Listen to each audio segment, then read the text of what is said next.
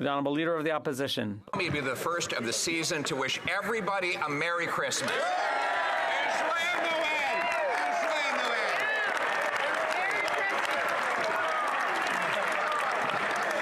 Quelle belle célébration.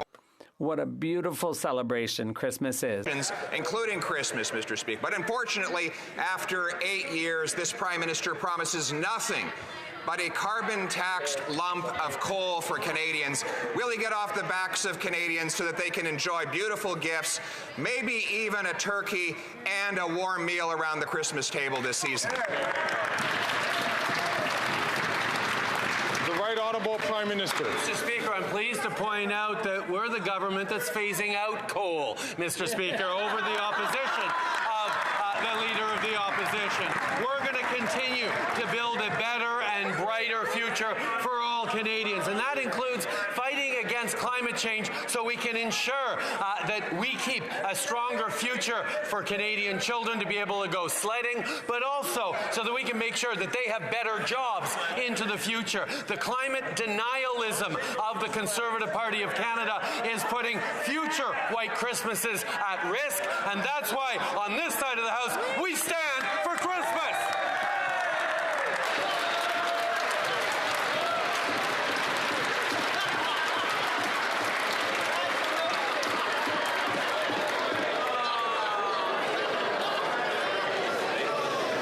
The Honourable Leader of the Opposition. Mr. Speaker, that has to be the angriest and most caustic Christmas message I've ever seen.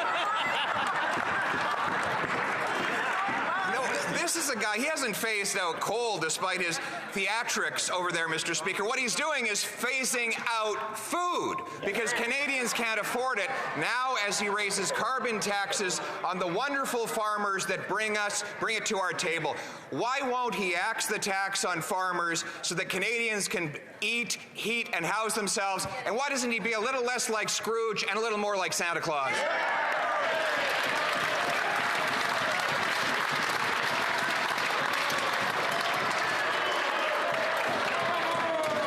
Honourable Prime Minister. Mr. Speaker, one of the issues we have is when he talks about the impact of our price on pollution on farmers, he includes farmers in Ukraine. He includes farmers who are busy feeding us and feeding people around the world. He has stood against the free trade deal that Vladimir Zelensky and the Ukrainian people want us to have because he pretends we're imposing a price on pollution on them, which of course we are not. But that is the extent to which he will spin up to make a political attack when it is completely unfounded. We will be there to stand with Ukraine and with Christmas, Mr. Speaker.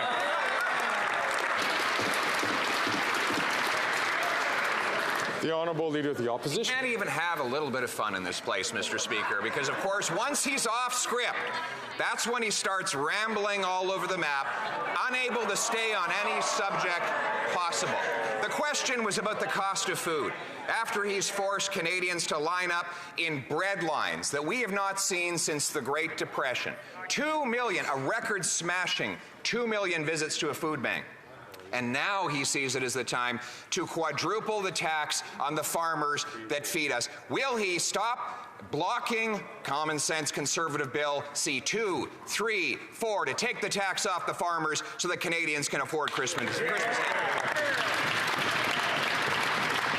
The Right Honourable Prime Minister. 97% of farm fuel emissions are already exempt from our price on pollution. That is what the Leader of the Opposition refuses to accept. There are many factors that go into the rise in food prices, not just in Canada and around the world, and the war in Ukraine is certainly one of them. So the fact that they have not chosen to stand with Ukraine against Russia in this difficult time is very much relevant, no matter how much they try to dodge and spin out of it. They're not standing with Ukraine at this difficult time. Hear, hear. The Honourable Leader of the Opposition. This Prime Minister would like Canadians to think about anything other than their hungry stomachs after 8 years in office. He would like Canadians to forget that he has doubled the cost of rent, that he wants to quadruple the carbon tax, that he's given us the worst interest rate hikes in Canadian history. The least he could do is back off on his plan to quadruple the tax on our farmers. So, will he stop blocking Bill C-234, the common sense Conservative bill to take the tax off our farmers so that our Canadian people can afford to eat?